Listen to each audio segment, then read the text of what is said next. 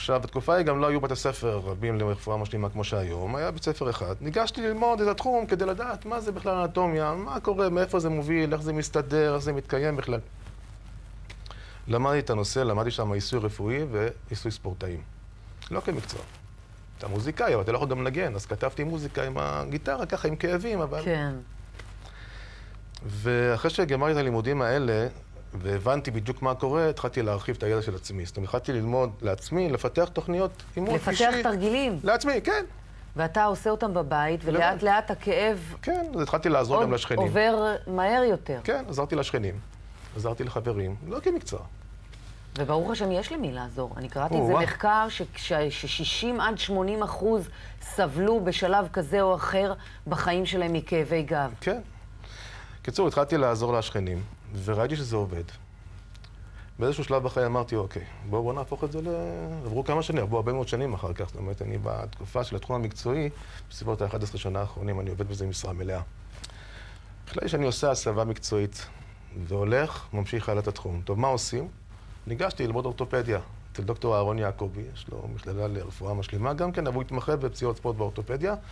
אני ארחיב את הידע עוד. במקביל לזה כבר התקבלתי לעבודה באחד המלונות ברמת גן, וגם שם התחלתי לעבוד תכלס בשטח עם הטיפולים שלי. ותוך כדי זה אתה ממשיך לתרגל בעצמך בבית? כל הזמן, עד היום. עד היום? עד היום. אתה קם בבוקר ומתרגל? בטח, אין פה כמה פעמים ביום?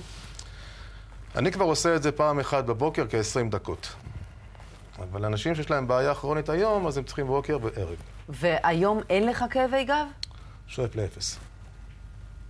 איך אתה מסביר את זה, אבל? כי הרי החוליות זזו. אני מסביר את זה למטופלים שלי היום, וגם לתלמידים שאני מלמד את השיטה שלי, שכמו שעכשיו אני מרכיב משקפיים כדי לראות. אני מרכיב אותם כל הזמן כדי לראות. ואם אתה רוצה תרגילים כדי להקל, אתה לא עושה את זה פעם בשבוע. אתה עושה את זה כל יום, כי משקפיים אתה שם כל הזמן, לא פעם בשבוע, שם, ואחרי השבוע אתה רואה מצוין. כן. וככה אני מסביר. וזה גם עובד לגבי נשים הרות, דרך אגב. שסובלות מכאבי גב בגלל המשקל. אז אחרי שסיימתי טיפולי את הלימודים שלי באורתופדיה ופציעות ספורט, החלטתי שאני לוקח משהו גם מהמזרח, אני חייב לשלב. כדי לבנות משהו יותר רחב ויותר מקיף, אז למדתי את העיסוי התאילנדי, והרחבה נוספת לטיפול בנשים בהיריון. בוא נגיד, רואה אותך עכשיו בבית בן אדם שיושב מול הטלוויזיה ככה. כן. מהכאבי גב שלו. מה אתה תמליץ לו לעשות? שיתחיל להפעיל את הגוף שלו. שיפסיק לשכב על המיטה, ויתחיל פשוט לשכב על הרצפה, לקחת את הספר, לראות את התרגילים ולהתחיל לעבוד. בוא נראה רגע. זה הספר שדני הוציא, שנקרא כאבי גב, אפשר גם אחרת, ובעצם בספר הזה מרוכזים... כל התרגילים ריכזתי עם השנים עם עצמי, וגם דברים שלקחתי מכל מיני תחומים אחרים שעסקתי בהם. ואפשר לעשות אותם בבית לבד, בלי פיקוח, בלי... העניין של הפיקוח זה כבר... הנה, בואו נראה אם אתם מצליחים לראות, אתה יודע, מין סוג כזה של תרגיל. כל תרגיל יש גם תמונה והסבר ליד התרגיל. מעט מאוד מלל, זאת אומרת שיהיה יותר מדי ברור, שלא יותר מדי מסובך ומורכב. אני לא מלמד פה אנטומיית האנשים, כי אנשים רגילים כמוני כמוך, שצריכים ספר להבין את הנושא, נורא פשוט. כן, עכשיו לגבי שאמר לגבי פיקוח. למשל, שוכבים על הבטן עם כרית מתחת לבטן, ובטח מרימים טיפה את השכמות, את הגב. זה כדי להרגיע את הגוף. זה בזמן שיש פה, מה שאת מראה עכשיו, זה חלק מהספר שמראה איך לשכב נכון על המיטה. איך לקום נכון מהמיטה. שזה גם חשוב. כן, איך לקום אחרי נכון. שבחרת את המזרון הנכון. נכון.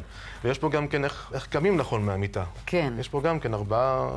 איך יושבים על כיסא נכון. איך זורקים נעליים. כי בעצם כשחושבים על זה, רוב האנשים היום, מה הם עושים 8 שעות או 9 שעות מהיום שלהם? יושבים על הטוסיק הם ולא עושים יושבים כלום. על הטוסיק מול מחשב ומקלידים. והגב כפוף, והכתפיים כפופות. מי לא יסבול מכאבי גב בעצם כשחושבים על זה? בגלל זה אני אומר, הקטע שלגבי שאלתך לגבי אותו בן אדם שתפוס לו הגב בבית והוא יושב ולא עושה כלום, לגבי מי מותר מי אסור, זה מותר לכולם, כי הספר הוא מאוד מאוד עממי, הוא מאוד מאוד פשוט לטיפול, זה כל אחד יכול לעשות. אני ציינתי בספר גם אנשים מעל גיל 60, רצוי שיצאו אצל הרופא ותקבלו הנחיות לגבי המשך הדרך בספר הזה. כן. בגדול, הוא ספר שמיועד לכולם. גם לאלה שיושבים מול מחשב, אלה שנוהגים כל היום, אלה שמניקים, האישה שמניקה את התינוק ויש לה גם כן בעיות שאני מקבל. כן, אז בוא תן לי דוגמה למשל ל3 תרגילים כאלה שאנשים שאין להם פריצות דיסק בגב, אבל סובלים מכאבי גב תחתון בדרך כלל. בוא ניגש לאלה שיושבים הרבה מול המחשב. כן. אם יושבים על כיסא, אמנם כאן יושבים על ספה, ואנחנו נעשה כאילו יושבים על כיסא רגיל, אוקיי? אוקיי. התנועה הזאת של כתפיים לאחור, תנועה כזאת של כתפיים לאחור. אחר כך כתף נפרד. כל מיני כאלה. כל מיני כאלה. כן, כל מיני...